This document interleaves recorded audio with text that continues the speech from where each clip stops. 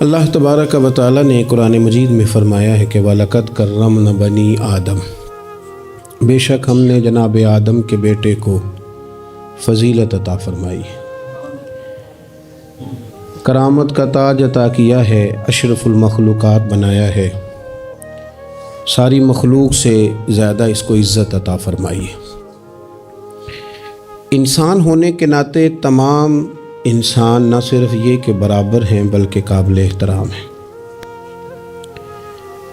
اللہ تبارک و تعالی نے سب کا اعزاز رکھا ہے، سب کو فضیلتوں سے نوازا ہے، لیکن دنیاوی زندگی کے اندر اللہ تبارک و تعالی نے ان کی تقسیم کر دی ہے۔ کسی کو آقا بنا دیا ہے، کسی کو غلام بنا دیا ہے، کسی کو فیکٹری کا مالک بنا دیا ہے، کسی کو وہاں پہ مزدور بنا دیا ہے۔ اور یہ تقسیم اللہ تعالیٰ نے اپنے فضل سے کی ہے نظام قدرت کو چلانے کے لیے، نظام زندگی کو چلانے کے لیے۔ اور قرآن مجید فرماتا ہے نحن قسمنا بینہم معیشتہم فی الحیات الدنیا، ہم نے دنیاوی زندگی میں ان کی معیشت کو تقسیم کر دیا، ان کے درمیان معاملات کو تقسیم کر دیا ہے، خود اللہ نے کیا۔ ورفعنا بعضہم فوق بعض درجات، اور بعض کو بعض سے درجوں میں فضیلت عطا کر دی۔ ہم نے خود تقسیم کیا ہے، مالک نے تقسیم کیا ہے۔ وہ فرماتا ہے ہم نے بانٹا ہے خود، یہ تمہارا نظام زندگی کہ بعض کو درجوں میں فضیلت دے دی ہے۔ یہ تقسیم، یہ کار حیات اس لیے تاکہ نظام زندگی کو چلایا جائے۔ ایک شخص کو اللہ تبارک و تعالی نے بادشاہ بنایا ہے اور ایک کو اس کا دربان بنایا ہے۔ یہ تقسیم اس لیے کی ہے کہ ظاہر ہے سارے تو بادشاہ نہیں بن سکتے، اور کسی نہ کسی نے دربان بھی بننا ہے۔ حکم کیا ہے؟ حکم یہ ہے کہ وہ دربان احساس کمتری کا شکار نہ ہو، وہ یہ سمجھے کہ اللہ تعالیٰ نے اس ملک میں اسی جگہ میری ڈیوٹی لگائی ہے، اور بادشاہ تکبر کا شکار نہ ہو، وہ یہ تو سمجھے کہ اللہ نے مجھے اعزاز دیا ہے، مجھے فضیلت دی ہے، ملک چلانے کے لیے اللہ تعالیٰ نے مجھے چنا ہے، لیکن وہ اس دربان کو اپنے سے کم تر نہ سمجھے، اسے حقیر نہ سمجھے، اپنے ذہن کے اندر یہ بات بٹھائے کہ جس طرح بحیثیت انسان رب نے مجھے فضیلت عطا کی ہے، اسے بھی اللہ نے اسی طرح ہی فضیلت عطا فرمائی۔ اور اگر انسان ہونے کے ساتھ ساتھ وہ مسلمان بھی ہے، مومن بھی ہے، تو پھر تو نبی پاک صلی اللہ تعالیٰ علیہ وسلم نے فرمایا میرے مومن کی عزت اللہ کی نظر میں کعبے سے بھی زیادہ ہے، پھر تو اور زیادہ فضیلت اس کی سمجھے گا۔ ہم نے اس تقسیم حیات کو اپنے اوپر طاری کر لیا ہے، اور کچھ لوگ احساس کمزوری کا شکار ہو گئے ہیں، اور کچھ لوگ ایسے ہیں جو بلا وجہ تکبر کا شکار ہیں۔ انسان کو یہ حکم دیا گیا ہے کہ وہ جہاں بھی ہے وہ اللہ کا بندہ بن کے وقت گزارے، اس کے ذہن اور نظریات ٹوٹے نہ، بکھرے نہ، وہ یہ سمجھے کہ اللہ تبارک و تعالیٰ نے اگر کچھ مجھے دیا ہے تو اپنے فضل سے دیا ہے۔ ہمارے ہاں یہ ہوتا ہے کہ اگر کسی شخص کو کوئی چیز خدا اپنے فضل سے دیتا ہے تو وہ اسے نہ اپنا حق سمجھنے لگتا ہے، اور وہ محسوس کرتا ہے کہ یہ معاذ اللہ مجھے ملنی ہی چاہیے تھی، میں اسی کا حقدار تھا۔ وہ چیز پھر اس بندے کو بعض اوقات تکبر میں مبتلا کرتی ہے، بعض اوقات خود پسند بنا دیتی ہے، اور بعض اوقات جو اس کی بہترین صلاحیتیں ہوتی ہیں وہ صلاحیتیں زنگ آلود ہو جاتی ہیں، اخلاقی کمزوریاں اس کے اندر جڑ پکڑ جاتی ہیں۔ محبوب سبحانی حضرت غوث اعظم صمدانی شیخ عبد القادر جیلانی رضی اللہ تعالیٰ عنہ ارشاد فرماتے ہیں کہ تو جہاں بھی ہو نا اپنی سوچ کو عاجزی والی بنا۔ آپ فرماتے ہیں اگر تیری عمر زیادہ ہے اور تیرے سامنے ایک شخص کھڑا ہے جس کی عمر تھوڑی ہے، تو اپنے ذہن میں یہ بات بٹھا کہ اس کی عمر تھوڑی ہے تو غلطیاں بھی تو تھوڑی ہیں نا۔ اور اگر تیرے سامنے کوئی شخص کھڑا ہے، تیری عمر تھوڑی ہے، اس کی زیادہ ہے، تو پھر یہ ذہن بنا لے کہ اگر اس کی عمر زیادہ ہے تو اس کی نمازیں بھی تو زیادہ ہیں نا، تلاوتیں بھی تو زیادہ ہیں نا، خیرات بھی تو زیادہ ہے نا، عمر جو زیادہ ہے۔ اور اگر تو ان پڑھ ہے اور تیرے سامنے عالم کھڑا ہے تو اس ترتیب سے عاجزی پیدا کر لے کہ وہ چونکہ عالم ہے تو میں تو بہت سارے کام اپنی جہالت کی وجہ سے غلط کر لیتا ہوں، لیکن وہ عالم ہے تو اپنے علم کی بنیاد پر یقیناً وہ مجھ سے زیادہ خیر کٹھی کر رہا ہے۔ اور اگر تو عالم ہے اور تیرے سامنے جاہل کھڑا ہے تو پھر بھی تو اپنی طبیعت میں عاجزی لا، اور تو یہ ذہن بنا کہ وہ اگر کوئی غلطی کرے گا بھی تو اپنی جہالت کی وجہ سے کرے گا، تو مجھے تو پتہ ہے سارا، ایسا نہ ہو کہ میرا گناہ ڈبل لکھ دیا جائے۔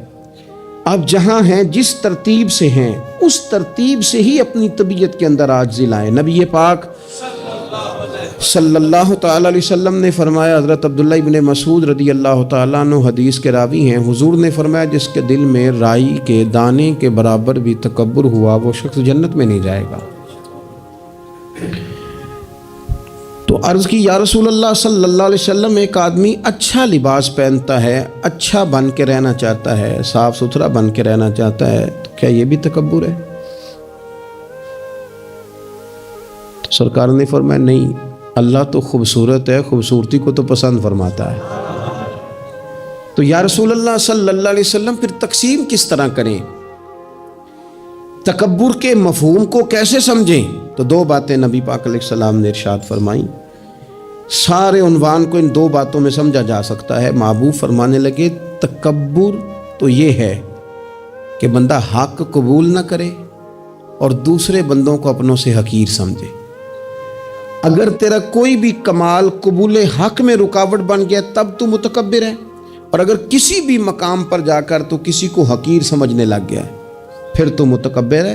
ورنہ اچھا لباس پہننے سے بندہ متکبر نہیں ہوتا، اچھی گاڑی میں بیٹھنے سے بندہ متکبر نہیں ہوتا، اچھے گھر میں رہنے سے بندہ متکبر، بلکہ حضرت باجید بستامی رحمۃ اللہ علیہ تو یہاں تک فرماتے ہیں کہ میں نے بہت بڑے بڑے مکانوں میں درویش بستے دیکھے اور میں نے بڑے بڑے جبوں کے اندر تکبر کو ملاحظہ کیا، غرور دیکھا میں نے وہاں۔ عزیز دوستو، اپنے ذہنی سطح اس طرح کی بنائی جائے کہ مزاجوں میں ٹھہراؤ رہے، طبیعتوں میں۔ ہمیں نا دو تین چیزیں بڑا پریشان کرتی ہیں۔ بعض لوگ ایسے ہیں جو کسی بڑی برادری میں جس کو وہ بڑا سمجھتے ہیں، باقی تو اللہ کو پتہ ہے نا بڑا کون ہے۔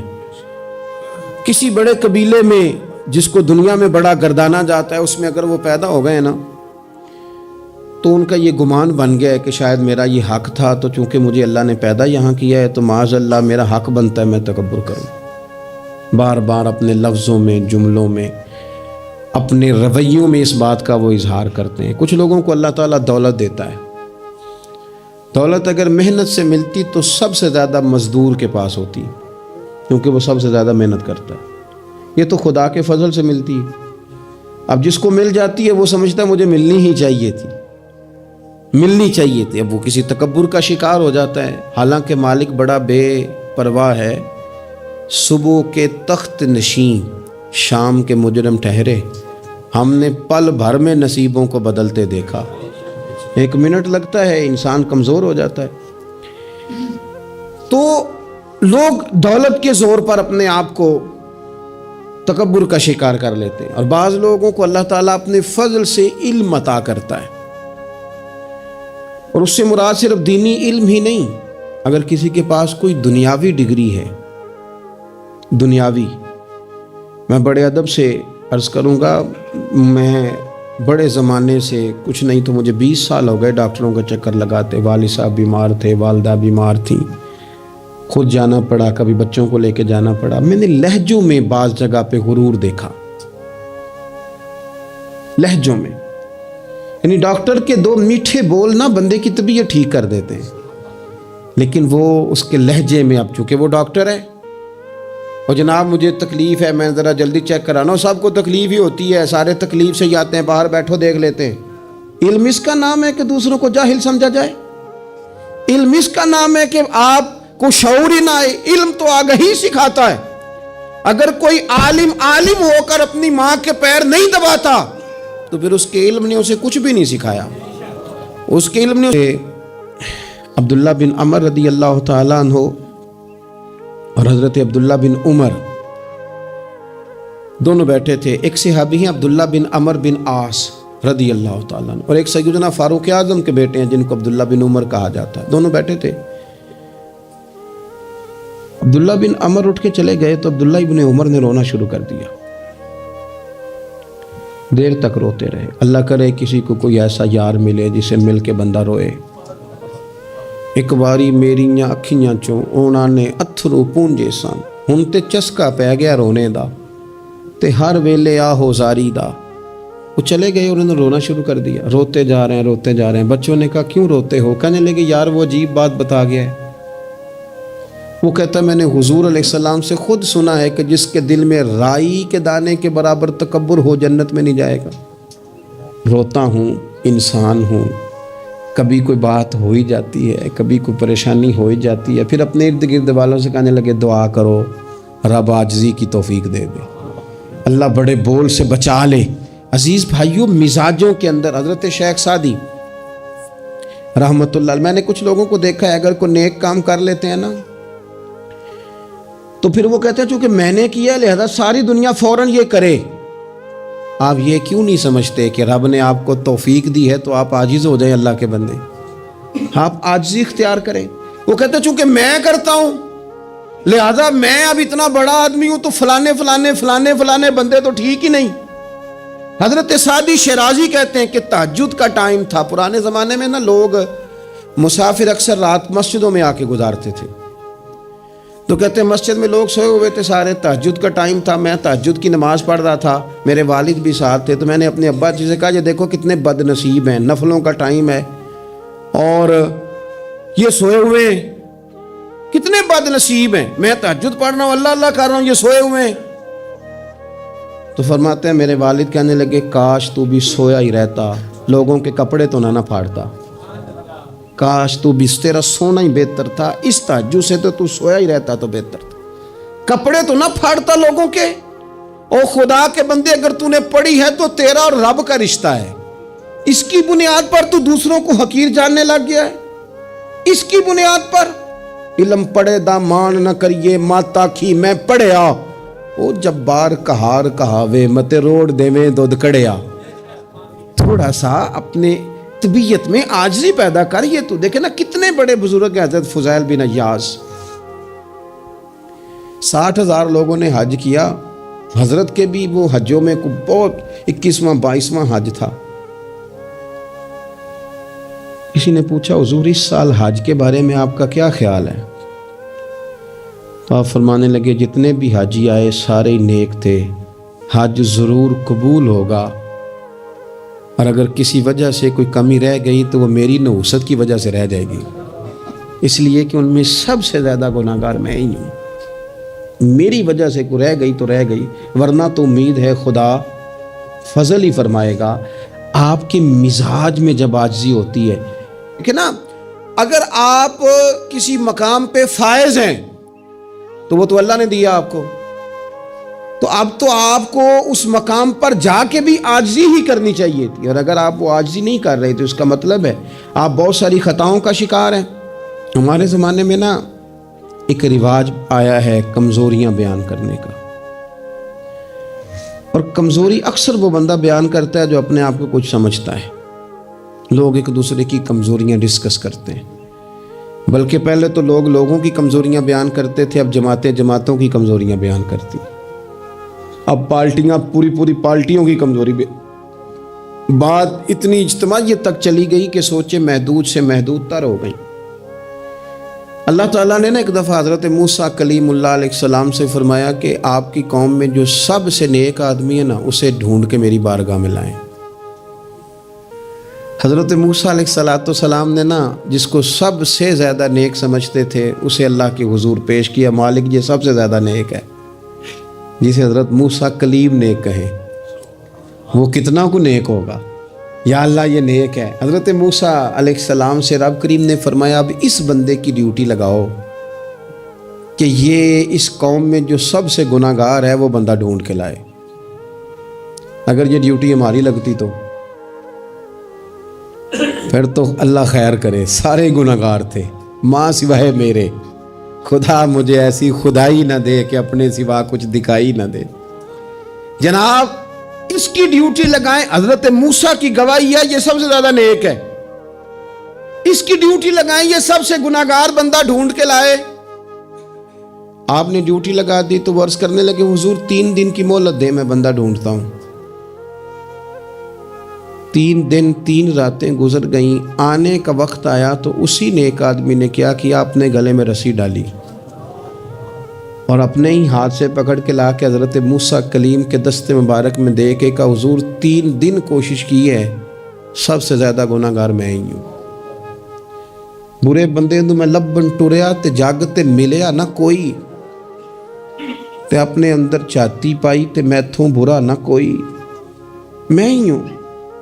تو حضرت موسیٰ کلیم علیہ السلام فرمانے لگے یہ تو نے کس طرح تجزیہ کیا؟ عرض کی حضور بعض لوگوں کی چھوٹی موٹی کوتاہیاں میرے سامنے تھیں، اس پر میں نے غور کیا، لیکن ان کی غلطیاں یقینی نہیں تھیں، میرا گمان ہی تھا، پورا مجھے یقین نہیں تھا کہ یہ غلطیاں ہیں، لیکن جو میری غلطیاں تھیں ان کا مجھے پورا یقین تھا کہ یہ ہیں۔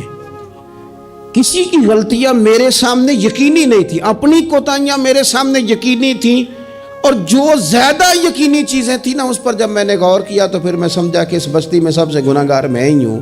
آپ مجھے بتائیں اب میرے لیے آپ نے کیا کرنا ہے؟ جناب موسیٰ وہیں کھڑے تھے تو رب کریم نے حضرت موسیٰ سے کلام فرمایا، وحی فرمائی، فرمایا میرے کلیم اس کو جو سب سے زیادہ فضیلت ملی ہے وہ نمازوں کی وجہ سے نہیں ملی، یہی اس کی عاجزی ہے جس کی وجہ سے رب نے سب سے زیادہ فضیلت عطا فرمائی۔ یہ اس کے ذہن کے اندر بات ہے جس سبب سے اللہ تعالیٰ نے اسے یہ اعزاز دیا۔ تھوڑا سا چیزوں کو سمجھا جائے، انسان اپنی ذہن سازی کرے، اپنے اوپر غور کرے۔ ہم اپنے آپ کو 2 4 5 چیزیں دیکھ کے تسلیاں دے کے بیٹھ جاتے ہیں کہ نہیں چھوڑ، تو ساری دنیا اتنی خراب ہے، تو فلانی نیکی بھی کرتا ہے۔ اس سے انسان کی روحانی زندگی کمزور پڑ جاتی ہے، اس کے افکار پہ میل کچیل چڑھنے لگ جاتی ہے، وہ آہستہ آہستہ کمزور ہونے لگ جاتا ہے۔ کچھ بھی فرق نہیں پڑتا اگر طبیعت میں عاجزی آ جائے تو کوئی فرق، مثلا کیا ہو جائے گا اگر کوئی شخص تھوڑا بہت اگر کام کر لے، اگر کسی وقت وہ کوئی عاجزی اختیار کر لے تو اس سے فرق پڑ جائے گا۔ اور میں نے دیکھا سوسائٹی کا یہ ماحول بن گیا، وہ جناب تساں شاہ پر چکے ہے، اور بڑے اور انداز میں لوگ بات کرتے ہیں، اپنی طبیعتوں پہ بوجھ ڈالا جائے۔ ہمارے ہاں ایک لمبی لسٹ ہے ان لوگوں کی جن کی وجہ سے ان کے اپنے تکلیف میں یعنی کیا مثلا کیا کہہ سکتا ہے بندہ؟ داماد کو کہہ سکتا ہے کچھ، لیکن اس نے مصیبت کھڑی کی ہوئی ہے، وہ بیٹی کو اور نواسوں کو لے کے آتا ہے تو دروازے پہ چھوڑ کے چلا جاتا ہے، کہتا ہے سٹیٹس ہی نہیں میرا۔ میں ایک جنازے پہ چلا گیا تو قبرستان میں ایک فیملی میں کسی کا انتقال ہو گیا، تو قبرستان میں ان کا داماد اپنے بردر ان لا سے سالے سے کہہ رہا ہے کہ وہ تم نے تو اپنے ابا کی قبر پہ تختی بھی نہیں لگائی، اتنے بھائیوں تختی بھی نہیں لگا سکتے۔ وہ کہنے لگا بھائی جان بس وہ مصروفیت رہی ہے، قبر تو پکی کرا دی تھی تو بس تھوڑے دنوں میں لگوا دیتے ہیں۔ وہ بیچارہ ادھر ادھر میری طرف بھی دیکھ رہا ہے کہ لوگ سن، اور وہ ڈھٹائی سے باتیں کیے جا رہا ہے کیونکہ وہ داماد ہے، ان کی بیٹی گھر ہے، مفت کی بلیک میلنگ ہے۔ وہ بندہ چلا گیا، میں نے اس کا بازو پکڑ کے سائڈ پہ کر لیا، میں نے کہا یار تجھے قبروں میں بھی اللہ نہیں یاد آیا؟ یہ مفت کی جو آزمائشیں ہم لوگوں کو ڈالتے ہیں اس سے بچیں۔ بلا وجہ کہ جناب وہ مجھے پوچھا نہیں تو مجھے جناب دیا نہیں تو میری بھی کوئی حیثیت تھی، آپ اس طرح نہ گنوائیں۔ ان سے چیزیں چھلکتی ہیں، اس سے محسوس ہوتا ہے کہ آپ چھوٹے آدمی، اس سے محسوس ہوتا ہے کہ ہم کمزور پڑ گئے، ہم نے کس بنیاد پر لوگوں کو لوٹنا اور تاڑنا اور لتاڑنا شروع کر دیا۔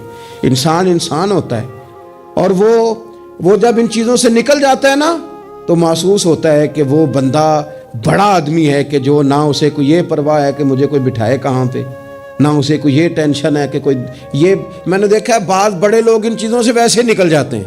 حضرت عمر رضی اللہ تعالیٰ عنہ مال غنیمت کا اونٹ گم ہو گیا تو تلاش کر رہے تھے، تو ایک بندے نے کہا کسی غلام کو کہہ دیتے۔ فرمانے لگے میں بھی تو غلام ہی ہوں، میں بھی تو اپنے محبوب کا غلام ہوں، کسی غلام کو کہہ دیتے، اس کا کیا مطلب؟ اس لیے اس تکبر سے اپنے آپ کو بچا کے لوگوں کے لیے آسانی کی جائے، اپنوں کو پیار دیا جائے، اپنوں کو محبت دی جائے۔ جب آپ کسی سے پیار کریں گے، اعزاز دیں گے تو اس میں محسوس ہوگا کہ ہماری اپنی بھی کوئی شان ہے، عظمت ہے، ہم وزادار ہیں۔ دیکھیں میرے نبی پاک صلی اللہ تعالیٰ علیہ وآلہ وسلم کے صحابہ حضور کا اتنا ادب کرتے تھے کہ نبی پاک صلی اللہ علیہ وسلم کے دروازے پر نہ پوری ہتھیلی سے دستک نہیں دیتے تھے، انگلی کے پوروں سے، ناخنوں سے۔ ادب ہے۔ وہ کسی نے کہا تھا کہ باب جبریل کے پہلو میں ذرا دھیرے سے، خواجہ فخر الدین فرماتے ہیں باب جبریل کے پہلو میں ذرا دھیرے سے، فخر کہتے ہوئے جبریل کو یوں پایا گیا، ہم نے نہ پلکوں سے درے یار پہ دستک دی ہے، کیونکہ ذرا آواز اونچی ہوئی تو عمر کا سرمایا گیا۔ صحابہ یوں ادب کرتے کہ اونچا سانس نہیں لیتے تھے حضور کی بارگاہ۔ نبی پاک صلی اللہ علیہ وسلم کے وجود سے وضو کا پانی تو وہ نیچے نہیں گرے گا، وہ نیچے تھیلیاں کر دیتے تھے۔ آنکھیں حضور کی بارگاہ میں نہیں اٹھاتے تھے۔ بعد سے پوچھا جاتا حلیہ بیان کر دو، کہتے تھے اتنی جرت ہی نہیں تھی حضور کو دیکھ سکے۔ وہ اتنا ادب کرتے، لیکن نبی پاک صلی اللہ علیہ وسلم کا ان کے ساتھ معاملہ کیا تھا؟ جنگ بدر کے لیے جب سواریاں جا رہی تھی نا، تو ایک ایک سواری پہ 3 لوگ تھے۔ تو اسلام مذہب بڑا حسین ہے نا، یہ رحمت للعالمین محبوب کا پیغام ہے نا۔ اب ایک ایک سواری پہ 3 بندے بیٹھیں گے، تکلیف ہوگی۔ طے یہ پایا کہ 2 بیٹھ جائیں، ایک پیدل چلے۔ نبی پاک صلی اللہ علیہ وسلم نے فرمایا مجھے بھی 2 بندے دے دو۔ نصیبہ جاگا سیدنا ابو لبابہ کا، حضرت علی المرتضیٰ شیر خدا کا، یہ دونوں رسول پاک صلی اللہ علیہ وسلم کے ساتھ ہیں۔ اب ایک دفعہ باری حضرت ابو لبابہ سرکار کے پیچھے بیٹھیں گے، مولا علی پیدل چل رہے ہیں۔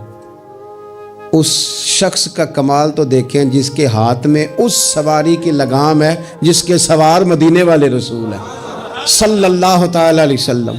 پھر باری آئی حضرت علی پیچھے بیٹھے ہیں، لگام حضرت ابو لبابہ نے تھام لی۔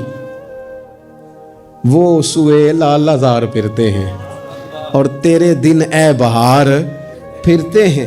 نبی پاک صلی اللہ علیہ وسلم کی سواری کی لگام تھامی ہوئی، باری لگ گئی، حضور نے پیدل چلنا ہے۔ کیوں ہاتھ باندھے ہیں دونوں نے، عرض کی حضور خادم جو حاضر ہیں، مہربانی کریں نا، آپ بیٹھے نا، ہم پیدل چلتے ہیں آپ کی باری۔ تو نبی پاک صلی اللہ تعالی علیہ وسلم کا جو لہجہ ہے عزت دینے کا، 2 جملے حضور نے کہے، آپ دونوں جملوں میں حضور نے جو غلاموں کو عزت دی وہ بھی دیکھیے، سمجھانے کا انداز بھی دیکھیے، اور امت کے دلوں میں عاجزی پیدا کرنے کا طریقہ بھی دیکھیے۔ حضور سید عالم علیہ الصلوۃ والسلام فرمانے لگے تم دونوں مجھ سے زیادہ طاقتور ہو، تم زیادہ طاقت رکھتے ہو کہ پیدل چلو، میں بھی چل سکتا ہوں۔ اور پھر فرمایا تم دونوں کو کوئی زیادہ اجر کی ضرورت ہے، میں نے بھی تو اپنے رب سے اجر لینا ہے نا، دین کے رستے میں چلنے کا میں نے بھی تو اجر لینا ہے۔ تھوڑی دیر ہوئی ایک آیا کالیاں زلفاں والا، تھوڑی دیر ہی ہوئی ایک آیا سی کالیاں زلفاں والا، وہ 2 گھڑیاں ہی میرے من وچ رکیا کر گیا نور اجالا۔ اتنا کرم 2 جملوں سے طبیعت ہی بدل گئی۔ فرمایا تم کو زیادہ طاقتور ہو، تمہیں کو زیادہ اجر چاہیے۔ آپ اگر پیار کریں گے نا، تھوڑی تھوڑی محبت کریں گے، تھوڑا تھوڑا انداز آپ اختیار کریں گے۔ میں نے دیکھا ہے کوئی افسر صاحب بن گئے ہیں، کوئی پیر صاحب بن گئے ہیں، کوئی علامہ صاحب بن گئے ہیں، ناراض نہ ہونا، کوئی نمازی صاحب بن گئے، کوئی حاجی صاحب بن گئے، کوئی فلانا صاحب بن گئے، تو بس وہ ہم کچھ نہ کچھ بن ہی گئے ہیں۔ اور جن لوگوں کو ہماری وجہ سے سکون مل رہا تھا وہ ڈھونڈ رہے ہیں، پتر ملے، بھائی ملے، شاگرد ملے، دوست ملے۔ یہ ساری صورتیں بھی تو لوگوں کو چاہیے۔ اور آپ کی عظمت میں، شان میں کوئی فرق نہیں پڑتا۔ آپ اگر کچھ ہے نا، صدر اگر ایوان صدر میں ہو تو پھر بھی صدر ہی ہوتا ہے، اور اگر دورے پہ ہو تو پھر بھی صدر ہی ہوتا ہے۔ حضرت عمر بن عبدالعزیز رحمۃ اللہ علیہ نا، آپ کو خادم دیا گیا تھا، بادشاہ وقت تھے نا، خادم ملا ہوا تھا، ایک رات کو آپ کے پاس رہتا تھا، ایک دن کو رہتا تھا۔ رات کو ایک مہمان آ گیا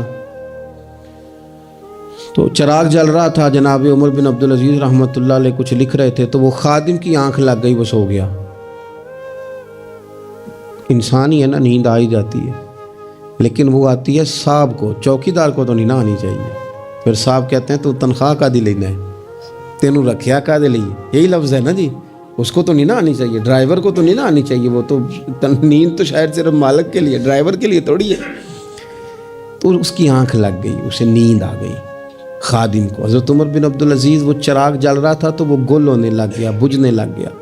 مہمان کہنے لگا حضور میں ٹھیک کر دوں، فرمانے لگے نہیں، مہمانوں سے خدمت نہیں لیتے، خادم کو جگا دے۔ فرمانے لگے جاگتے رہتا ہے، آج ہی سو گیا ہے، کسی وجہ سے تھک گیا ہو۔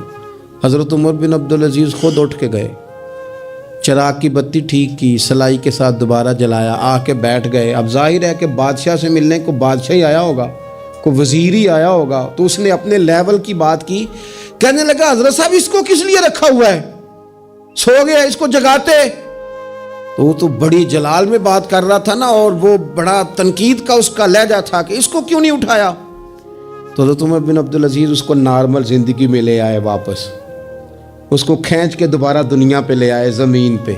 فرمانے لگے تو اتنا کیوں پریشان ہوتا ہے، میں جب چراغ ٹھیک کرنے گیا تھا تب بھی عمر بن عبدالعزیز ہی تھا، اور جب واپس آیا ہوں ٹھیک کر کے تو پھر بھی عمر بن عبدالعزیز ہی ہوں۔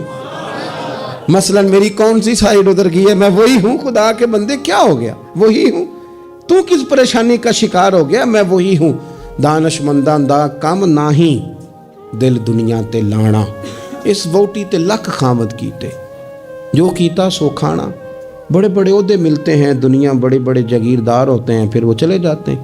تو دانش مند آدمی دل نہیں لگا کے بیٹھ جاتا، اس لیے لہجوں میں عاجزی، انداز میں عاجزی، رویے میں عاجزی، بولنے میں عاجزی، بات کرنے میں عاجزی، کسی سے ملنے میں عاجزی، کسی سے لینے میں بھی عاجزی اور عطا کرنے میں بھی عاجزی، اور نظروں میں بھی عاجزی، ذہنوں میں بھی عاجزی، دل میں بھی عاجزی۔ اور یہ کہاں سے ملے گا؟ یہ دروازہ رسول سے ملے گا۔